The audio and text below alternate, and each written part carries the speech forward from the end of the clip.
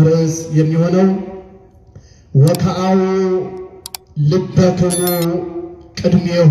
እስቲ ከኔ ጋር በሉ ግዕዝም ቢሆን ወከአው ልበክሙ ቅድሜሁ፣ ልባችሁን በፊቱ አፍስሱ። በምኑ ምናችሁን? ልባችሁን በፊቱ አፍስሱ። ስለዚህ እያደረግነው የነበረው ይሄን ነው። እያከናወነው የነበረው ይሄን ነው። ይህን ቃል የምናገኘው ወይም ደግሞ የዘመረው መዝሙረኛው ዳዊት በመዝሙር 61 በቅንፍ 62 ቁጥር 8 ላይ እናገኘዋለን። ልባችሁን በፊቱ አፍስሱ ተወከሉ ኩልክሙ ማህበረ አሕዛብ፣ እናንተ የእግዚአብሔር ቤተሰቦች ሁላችሁም በእግዚአብሔር እመኑ ታመኑ። ልባችሁንም በፊቱ አፍስሱ። ወእግዚአብሔር ውእቱ ረዳኢነ፣ እሱ አምላካችን ቅዱስ እግዚአብሔር ረዳታችሁ ነውና ልባችሁን በፊቱ አፍስሱ ይለናል። እንግዲህ ልባችሁን ሲለነ ነቢየ እግዚአብሔር ዳዊት ብዙ ነገር በቤተ መቅደሱ የምናፈሳቸው ነገሮች አሉ። ንዋየ ቅድሳቱን እናፈሳለን፣ ዘቢቡን እናመጣለን እናፈሳለን፣ ዕጣኑን እናመጣለን እናፈሳለን፣ መገበሪያውን እናመጣለን እናፈሳለን። ልዩ ልዩ የቤተ ክርስቲያን መገልገያ የሆኑ ነዋያትን እናመጣለን እናፈሳለን እናስገባለን። አስራቱን ቀዳሚያቱን እናመጣለን፣ መባውን እናስገባለን፣ ምጽዋቱን እናስገባለን።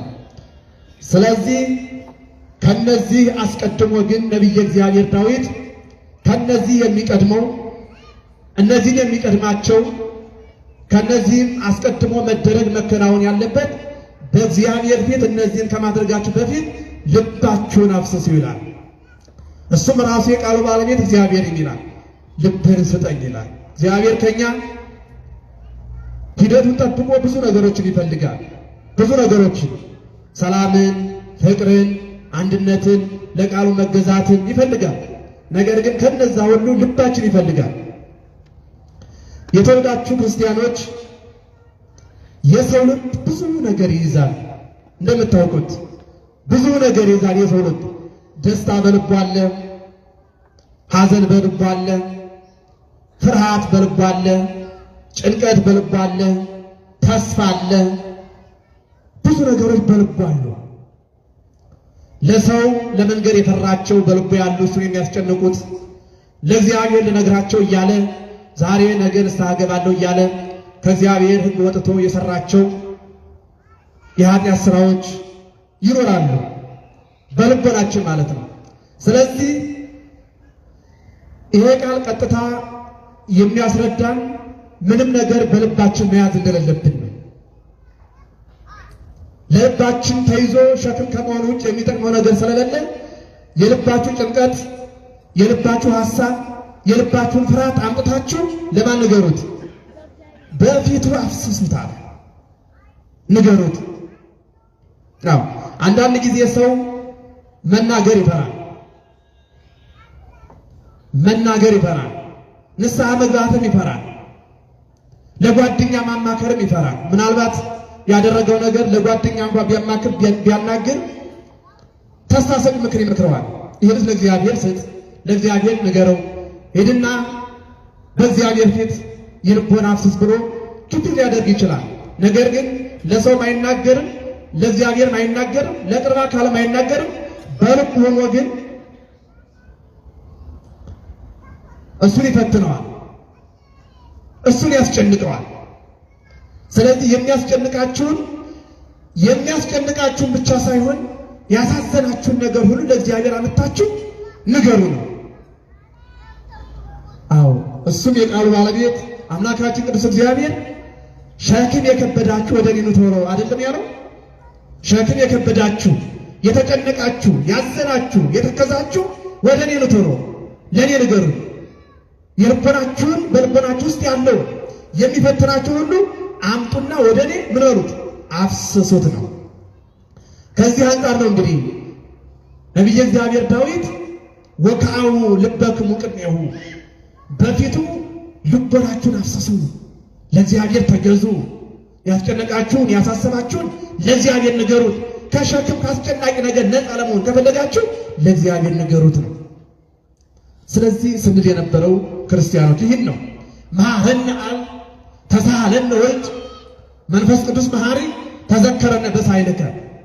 እግዚአብሔር አማረን፣ እግዚአብሔር ወልድ ይቅር በለን፣ እግዚአብሔር መንፈስ ቅዱስ ራራልን እያለ የነበረው ለዚህ ነው።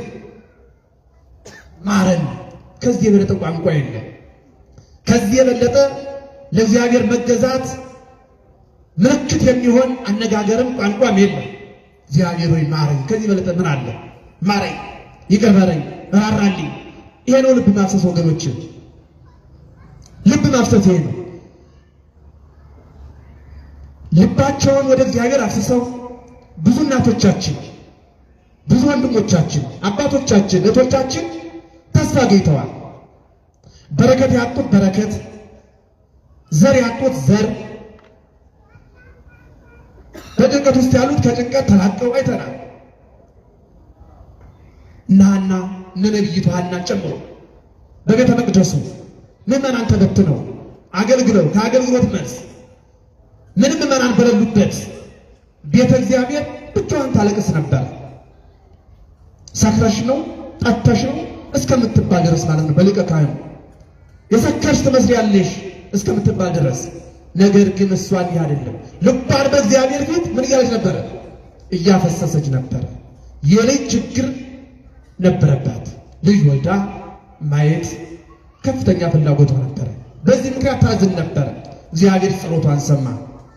እግዚአብሔርም የሁላችንን ጸሎት ይስማ፣ ወደባችን ይምራልን፣ ሸክማችን ያቃልልን፣ ጭንቀታችን ያረቅልን፣ ፍርሃታችን በእውነት ያስወግድልን። ውስጣዊ ማንነታችን ለእግዚአብሔር ማፍሰስ። ደስ ያለው ቢኖር ይዘምር፣ ያዘነ ቢኖር ይጸልይ አይደለም የሚለው ቃሉ። ብዙዎቻችን ግን ስናዝን እንመጣለን፣ ደስ ሲለን እንቀራለን። እግዚአብሔር ደግሞ ይህን አይወድም። ይወዳል እንዴ? አይወድም። በእውነት ደስ ሲለን እንቀራለን፣ እንጠፋለን፣ ዓለም ይውጠናል። ሲከፋን ግን እንመጣለን። ትንሽ ነገር እንኳን ሲቸግረን፣ ትንሽ ነገር ወይም ከፍተኛ የሆነ አሳዛኝ ነገር ሲገጥመን ብቻ ሳይሆን ትንሽ ችግር ሲገጥመን ወደ ቤተ መቅደስ እንመጣለን። ደስ ሲለን ግን እንጠፋለን። ከዚህ ሰውረን አምላካችን እግዚአብሔር። ስለዚህ ልብ ሲደሰት ለእግዚአብሔር ንገረው። በልቦና ውስጥ ያለውን ደስታ በፊቱ አፍሰስ። ልብም ሲያዘን በልቦና ውስጥ ያለውን ሐዘን አፍስሳው። ግድፍ ሕሊናከ ላዕለ እግዚአብሔር።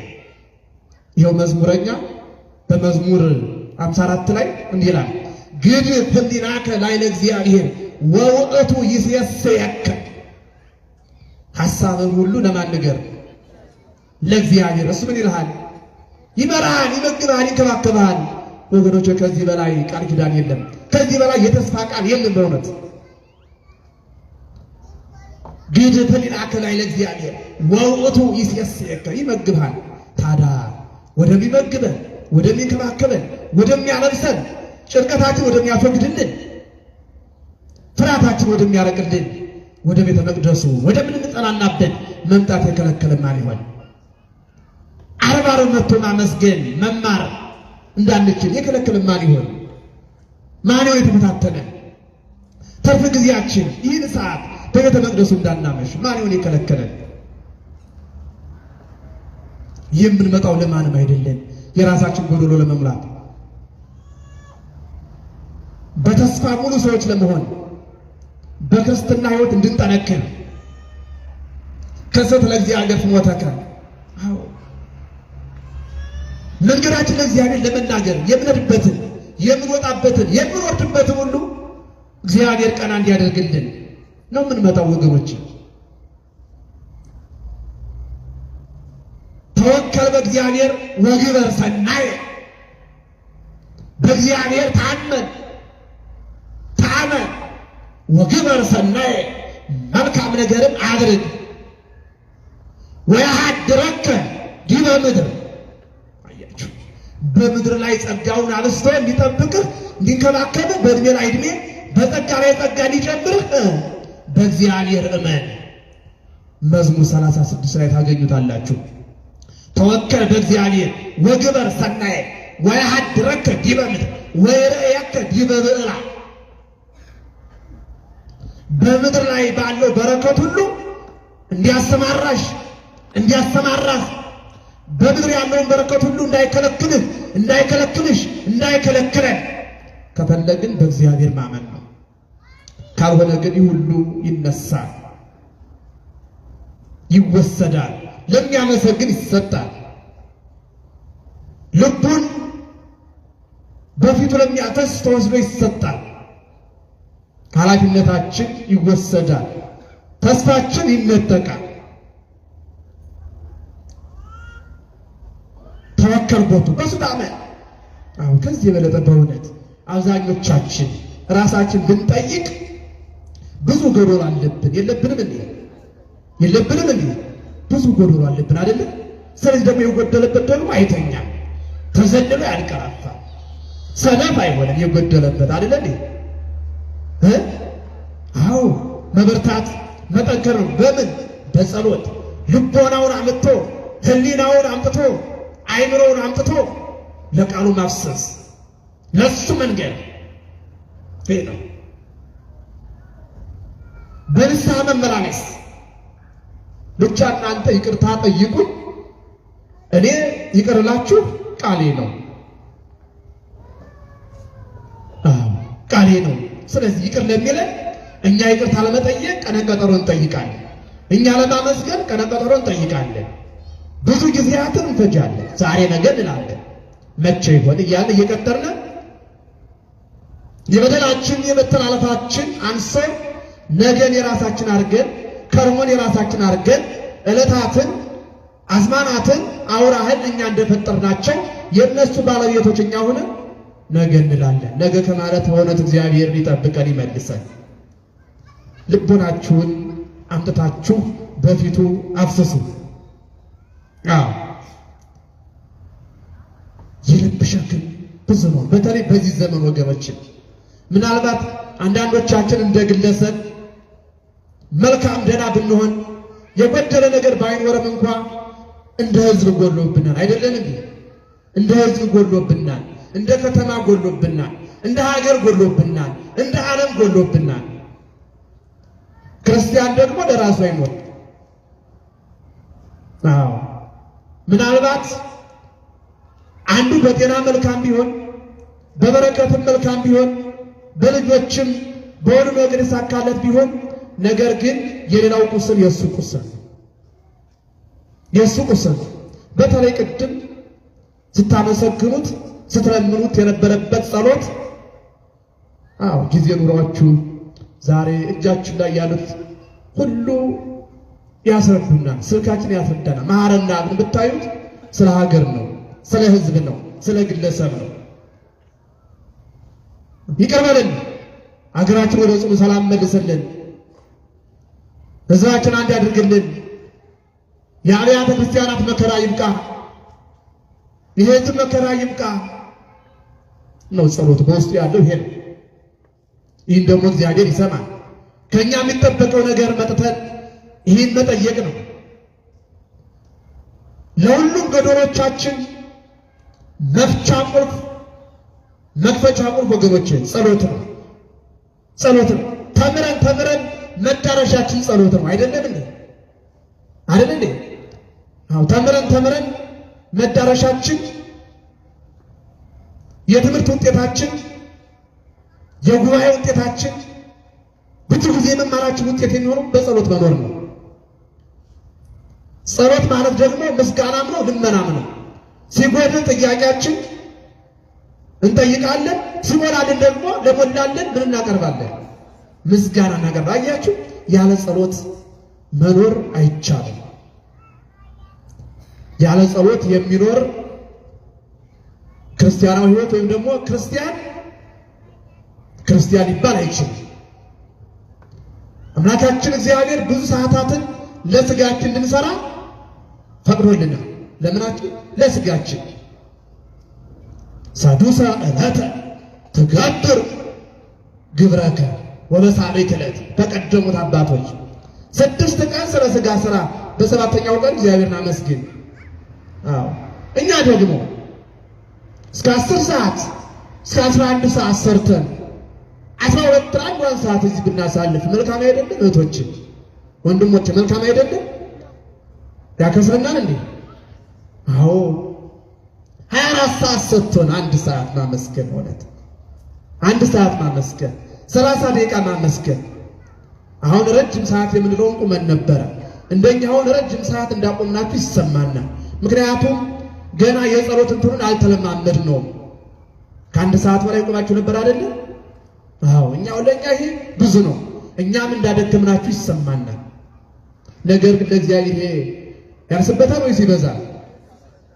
ጎዶሎን ለሚሞላ ጎዶሎን ለሞላ ጥያቄ ለሚመልስ እግዚአብሔር ይሄ ያንሳል እኮ። ጸሎት ትልቅ መሳሪያ ነው።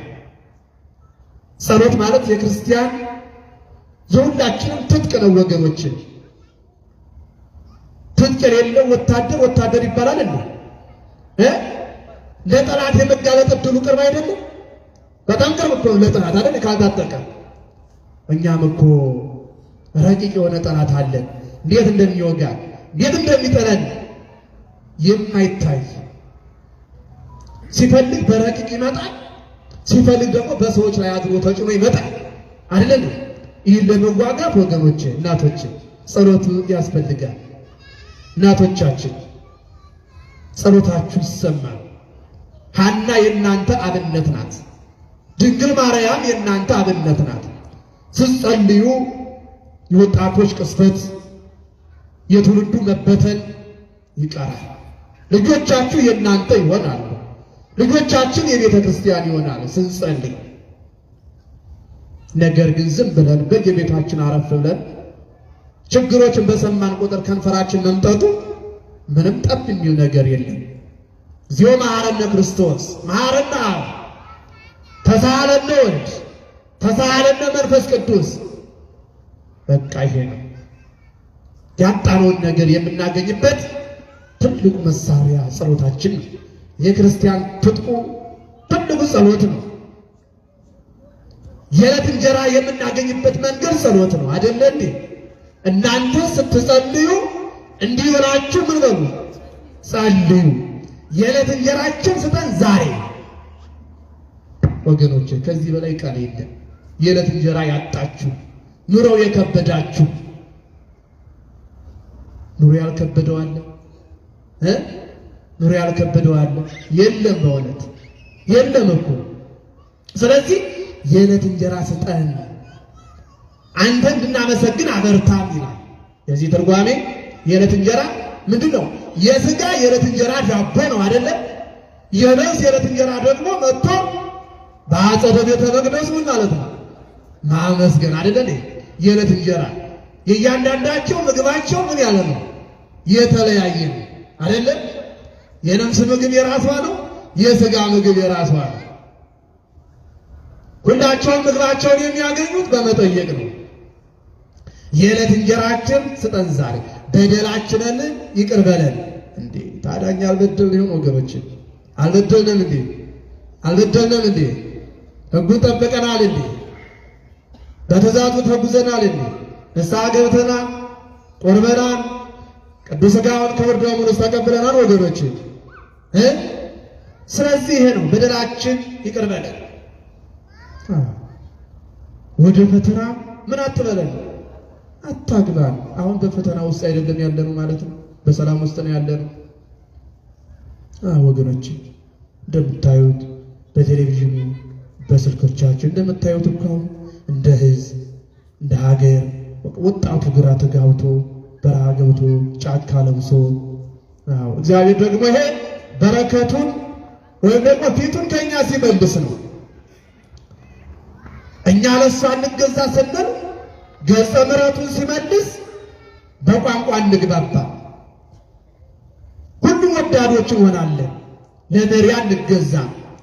ለእግዚአብሔር ያልተገዛ መቼም ለምድራዊ መሪ አይገዛም አይደል? ለሰማያዊ መሪ ያልተገዛ ለምድራዊ መሪ የመገዛት እድሉ በጣም ጠባብ ነው። እግዚአብሔርን የረሳ ምድራዊ መሪ ቦታ አይሰጥም። ራሱ ስልጣኑን ይፈልጋል። እሱ እንደኔ ሰው አይደለ ብሎ እምቢ ይላል። እምቢ ሲል ደግሞ ሐሳቡን እስከሚያሳካ ድረስ የሆነው እስከሚሆን ብዙ ትውልድ፣ ብዙ ሀብት፣ ብዙ ንብረት ይቃጠላል። ይኸው በእኛ አላስተዋይነትና ወይም ደግሞ በጸሎት አለመኖር ቤተ ክርስቲያንን ጨምሮ ለአደጋ ዳርገናት የለም እንዴ? እህቶቼ ወንድሞቼ፣ አይደለም እንዴ? አዎ፣ ይሄ እኮ የኛ ስንፍና ውጤት እኮ ነው። የስንፍና ምርት እኮ ነው። የስንፍና ደሞዝ እኮ ነው ወገኖቼ። ይሄውላ እንጸልይ። እሺ እሺ በሉ እያሰማችሁ በእውነት እሺ በሉ። አዎ እሺ ብትሉ በረከት ለእናንተ ይሆናል አይደለም የሚለው ቃሉ። ስለዚህ እሺ ማለት የእሺ ምርቱ፣ የእሺ ደሞዙ፣ የእሺ ዋጋው በረከት ነው አይደል እንዴ? አዎ ኑ ቶሎ እንጸልይ። በመጀመሪያ ልባችሁን አፍስሱ። ልባችሁን እናፍስስ ወገኖቼ፣ ወንድሞቼ፣ ወጣቶች። ነገ ገባለሁ ንስሐ፣ ነገ ቆርባለሁ የሚለውን ሐሳብ ዛሬውን ቀይረን ወደ ቤተ መቅደሱ መጥተን ዛሬውን ንስሐ ገብተን ፍጹም የእግዚአብሔር አምሳል ለመሆን እንዘጋጅ። እሱም ይረዳናል። እሺ አዎ እግዚአብሔርን የምናገኝበት መንገድ ጸሎት ነው። እግዚአብሔርን የምናይበት መንገድ መስታወት ምንድን ነው? ጸሎት ነው። ጸሎት ከጸለይን እኮ ኑሮ ራሱ አይከብደንም እኮ እህቶች ወንድሞች፣ ጸሎት ከጸለይን። ምክንያቱም ጸሎተኛ ሰው ሆዱም ያን ያክል ብዙ አይደለም። በእውነት አይደለም። ጸሎት የማይጸልይ ደግሞ ብላ የሚለው ደካማው መንፈስ በውስጡ ያድርና በቀን 6 7 እንዲበላ ያደርገዋል። በዚህ ልክ ደግሞ ያን ፍላጎት ለማሳካት እየባዘረ ይኖራል። በጸሎት ስንኖር ግን ትንሽ ይበቃናል። በጸሎት ስንኖር ደግሞ ትልቁ የእግዚአብሔር ሥራ ታስታውሳላችሁ እናቶች? አዎ በክሌ አሳ ወበአምስቱ ሊስት አይደል ያን ሁሉ የመገበው። አሁንም ያን አምላካዊ ሥራ እኮ አለ። ያ መለኮታዊ ሥራ እኮ አሁንም አለ እኮ። በሁለት ዓሣ ማትገቡ፣ በ5 እንጀራ ማትገቡ፣ በ7 እንጀራ ማትገቡ እኮ ለስጋችሁ አትጨረቁ፣ እኔ ትንሹን አብዝቼ አኖራችኋለሁ እያኖረንስ አይደለም እንዴ? ደሞዛችን በቅቶነ ነው አይደል እንዴ? ባለንበት ልክ የምናገኘው ገቢ እኮ በቅቶ አይደለም ወገኖች። የእግዚአብሔር ጸጋ ነው። የበለጠ በዚሁ እንዲያኖረን፣ ትንሹ እንዲያበዛልን፣ የጎደለውን እንዲሞላልን ልባችን በእግዚአብሔር ፊት ማፍሰስ ቀዳሚው የክርስትና ሥራ ነው። የእናታችን የአባታችን አይደለም፣ የወጣቶችን ጭምር ነው። ነገ ንስሐ ገባለሁ የሚለው ነገር የበለጠ የሚያሳጣን ነገር ብዙ ስለሆነ ዛሬውኑ ልባችን አምጥተን ወደ እግዚአብሔር እናፍስስ። ወከአው ልበክሙ ቅድሜሁ፣ ልባችሁን አምጥታችሁ በፊቱ አፍስሱ። ከስት ለእግዚአብሔር ፍኖተከ፣ የምትሄድበትን መንገድ ያሰበውን ሐሳብ ልታደርገው ያቀድከውን ያሰበውን ሁሉ ለእግዚአብሔር ግለጥ። ያሰበውን ሁሉ ለእግዚአብሔር እየገለጥን ከእግዚአብሔር ጋር እየተነጋገርን እንድንኖር ቅዱስ ፈቃዱ ይሆንልን። ምናልባት በልባችን ያለውን ሁሉ ወገኖች ዝም አትበሉ። እግዚአብሔር እንድንነግረው ከአንደበታችን እንዲወጣ ይፈልጋል አይደል? አዎ ሐዘን ካለ አምላኬ ሆይ ከሐዘኔ አጽናኝ የሚለውን ቃል አውጡት። እንዴ እኔ በአንደበት የተናገርሁ አልተናገርሁ እሱ ያውቀው የለም እንዴ የሚለው ጥሩ አይደለም። በዚህ ተጓዙ አልተባልንም። ተናገር ነው። ፈልጉ ታገኛላችሁ የተባልነው ሳንፈልግ እሱ መስጠት ጠፍቶት ነው እንዴ? መፈለግ አለብን። ሐዘንን አርቅልኝ፣ በደስታ ሞልቶን ከሆነ እግዚአብሔር ሆይ ስላደረክልኝ አመሰግንሃለሁ ብለን መናገር አለብን ወገኖች። እንዲህ ያደረግን እንዲህ እየተመራን እንድንኖር እግዚአብሔር አምላክ ይርዳል። ልባችሁን በፊቱ አፍስሱ። ያስተማረን የመከረን የገሰጸን አምላካችን ቅዱስ እግዚአብሔር ስሙ የተመሰገነ ይሁን። ወስብሐት ለእግዚአብሔር ወለወላዲቱ ድንግል ወለመስቀሉ ክቡር። ይቆይ።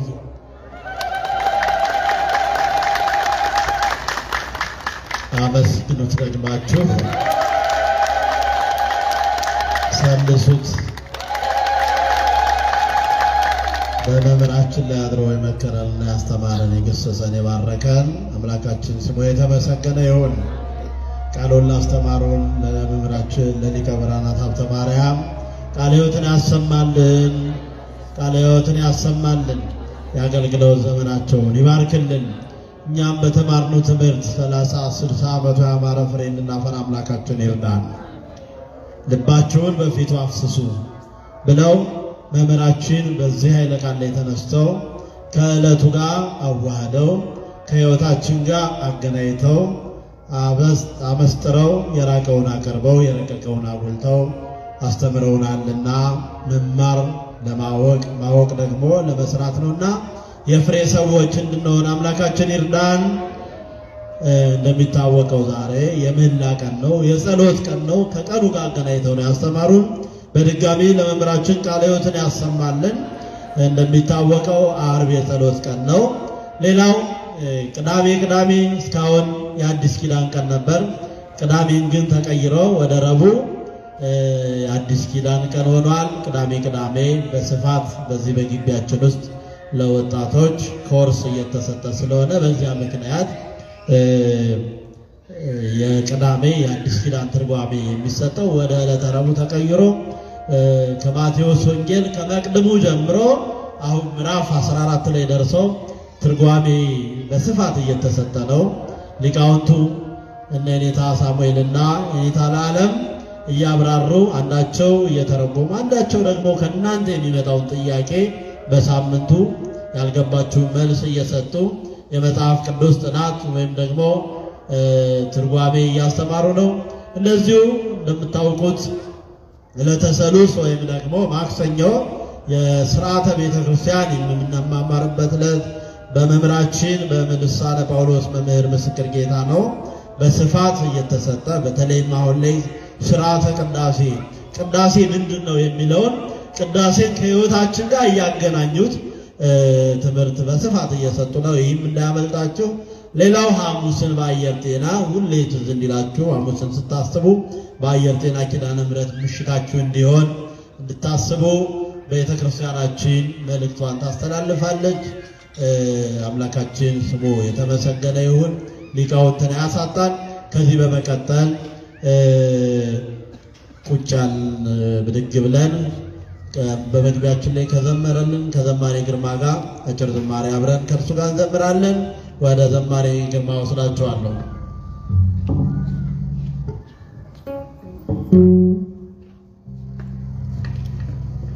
በድጋሚ እንደምን አመሻችሁ። አሜን። እግዚአብሔር አምላካችን ስም የተመሰገነ ይሁን።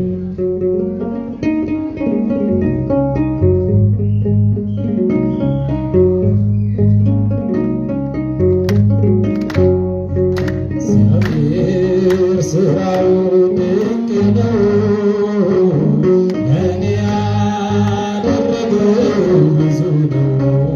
እግዚአብሔር ስራው ድንቅ ነው፣ ለእኔ ያደረገው ብዙ ነው።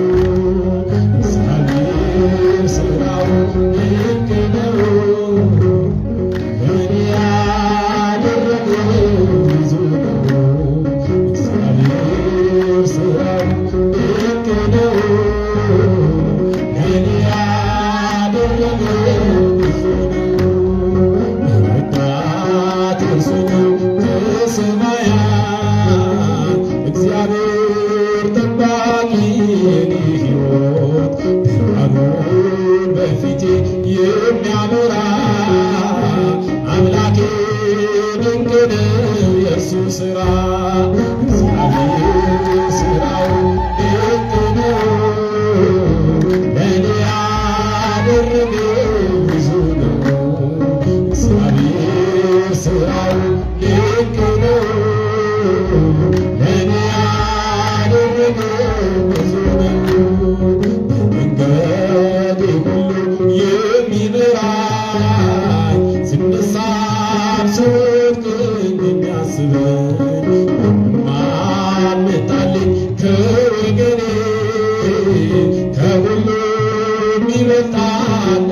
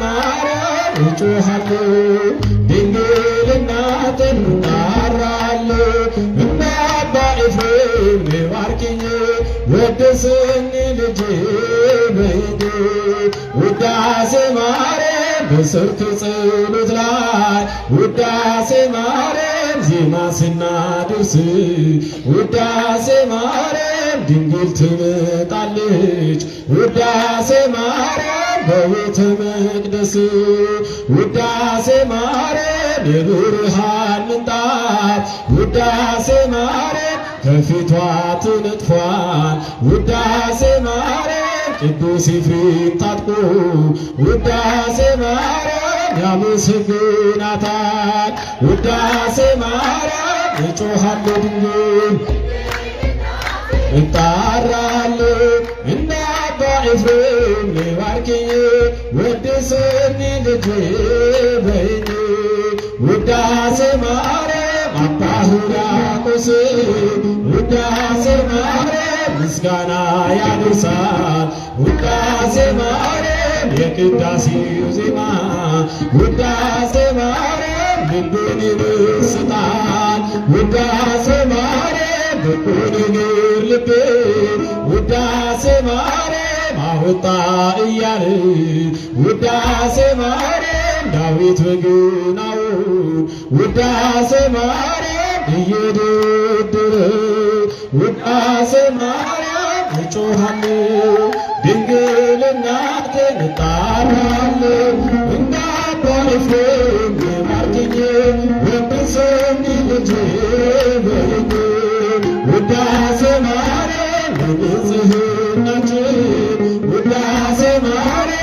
ንጽሕት ነሽና ውዳሴ ማርያም አንቺን ለማመስገን ውዳሴ ማርያም ልቦናዬ ይትጋ ውዳሴ ማርያም ተፈሥሒ ድንግል ውዳሴ ማርያም ውእቱ ለክብር ውዳሴ ማርያም ካንቺ ተወለደ ውዳሴ ማርያም መድኃኒዓለም ውዳሴ ማርያም እጮሃለሁ ድንግል እናቴን እጠራለሁ እንደ አባ ኤፍሬም ባርኪኝ ወድስኝ ልጄ በይኝ ውዳሴ ማርያም ቅዱሳኑ ሁሉ ውዳሴ ማርያም ዙሪያሽን ከብበዋል ውዳሴ ማርያም አባ ጊዮርጊስ ውዳሴ ማርያም ድንግል ይላል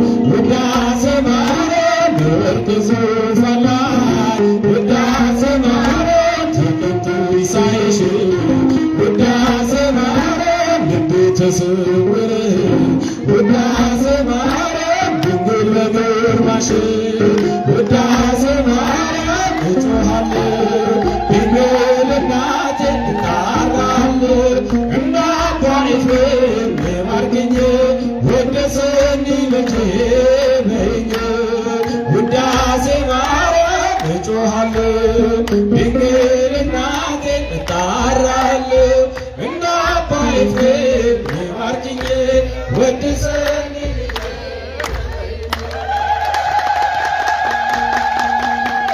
በድጋሚ እንድንዘምር የረዳን የባረከን የፈቀደልን አምላካችን ስሙ ለዘላለም የተመሰገነ ይሁን። አሜን በሉ። ስሙ የተመሰገነ ይሁን። ዝማሬውን ለዘመረልን በዝማሬ ላገለገለን ለዘማሬ ግርማ ዝማሬ መላእክትን ያሰማልን። ዝማሬ መላእክትን ያሰማልን። የአገልግሎት ዘመኑን ይባርክልን። ሁላችንንም ዝማሬ መላእክት ያሰማን። አምላካችን በቸርነቱ በጠብቆቱ በመግቦቱ ሳይለየን እዚህ ዕለትና እዚህ ያደረሰን ስሙ በድጋሜ የተመሰገነ ይሁን። አንድ መልእክት ብቻ ነግራችሁና ጉባኤያችንን በጸሎት እንዘጋለን። መልእክታችን እንደሚታወቀው ስለ ወንጌል ሁሉን አደርጋለሁ በሉ እስኪ ሁላችሁ። ኧረ ድምጻችሁ አይሰማም። 14ኛው ታላቁ ጉባኤያችን ሀገር አቀፋዊ ጉባኤያችን በውጭም ሆነው በአገር ውስጥም ሆነው በተለይ በውጭ ያሉት በሚዲያ በናፍቆት የሚጠብቁት ጉባኤያችን እንግዲህ ነሐሴ 14፣ 15፣ 16 በስፋት ተዘጋጅቷል። ልዩ ጸጋ ያላቸው ልዩ ልዩ ዘማሪያንና መምህራን ጋብዘዋል። እንግዲህ የዚያ ሰዎች ይበለን ላልሰሙት እንድትነግሩ መልእክቱን እንድታስተላልፉ ቤተክርስቲያናችን አደራ ትሰጣችኋለች። ስለማይነገር ስጦታው ከመጀመሪያ እስከ ፍጻሜ ይረዳን ስሙ የተመሰገነ ይሁን። ሌላው እንግዲህ እንደሚታወቀው ይህ ወቅት የጸሎት ሰዓት የምላ ሰዓት ነው። ሌሊት አባቶቻችን በሰዓት ቅዱስ ቅዱስ እያሉ እኔ እያሉ እመቤታችንን ሲለምኑ የሚያድሩበት ሰዓት ነው። አሁን ከሌሊቱ ከምሽቱ 4 ሰዓት ጀምሮ ይደወላል። መታችሁ አብራችሁ ሰዓታት መቆም ይችላሉ። በረከትን እንድታገኙ አብራችሁ እንድትቆሙ ቤተክርስቲያናችን መልእክቷን ታስተላልፋለች። ለዚያ ደርሱ እንኳን ደግሞ በጠዋት መጥታችሁ ለቅዳሴው ለሌላው ጊዜው አይደለም፣ ቅዳሴው ቀደም ይላል። ቅዳሴውን አስቀድሳችሁ ውዳሴዋን ቅዳሴዋን ትርጓሜዋን እንድትሰሙ ቤተክርስቲያናችን መልእክቷን ታስተላልፋለች። ስለነበረ ጊዜ ስለማይነገር ስጦታው የአምላካችን ስሙ የተመሰገነ ይሁን። ለጸሎት እንነሳ። ስለነበረን የጸሎት የምስጋና የዝማሬ ጊዜ ሁሉ የምስጋና ባለቤት የዝማሬ ባለቤት እግዚአብሔር አምላካችን ዛሬም ዘወትርም የተመሰገነ ይሁን። ምህላውን ጸሎተ ቅዱሳንን የተቀበለ የኛም ጸሎታችንን ምስጋናችንን ዝማሬያችንን ሁሉ በቸርነቱ ተቀብሎ ኃጢአታችንን በደላችንን ያስተስርይልን። ቅዱስ ቃሉንም ላስተማሩን መምህር ቃለ ሕይወትን ያሰማልን በድጋሜ እንዲሁም ጣዕመ ዝማሬውንም ላቀረበልን ወጣት ላሰማን ወጣት እንዲሁ የአገልግሎት ዘመናቸውን ይባርክልን። ሰዓተ ማልቱ እንደባረከ ሰዓተ ሕይወትን እንዲባርክልን ቅዱስ ፈቃዱ ይሆንልን።